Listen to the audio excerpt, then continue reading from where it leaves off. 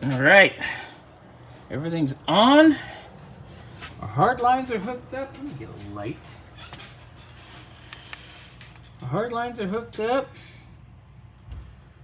Caliper is centered. Now, a lot of times with the Wilwoods, their kits, you have to put the spacers in between here.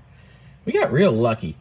These fit perfectly, no spacer, perfectly centered on the rotor. So we have our pads in, our hard line is in. Basically, we just need to bleed this and this is done. I'm still taking apart parking brake cable. Got to get that done on both sides. But we do have the brakes done on the other side as well. Let's go take a look. There we are. Looking stylish, looking good.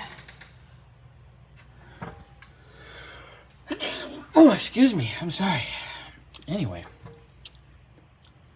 so that's pretty much done minus the parking brake. Up at the front, I did adjust our tie rods to where they're bottomed all the way out as far as they go in the sleeve. Let me go up there and show you. Ugh. Ben, say hi.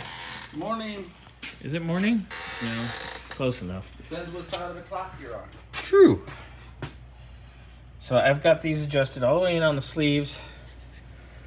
So they are ready for us to set the toe and caster camber.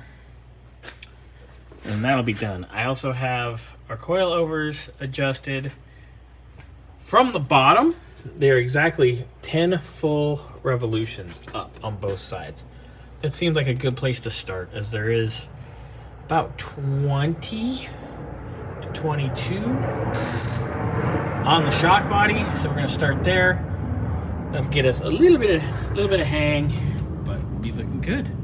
So that's ready. And next step, I'm going to work on the parking brake cables.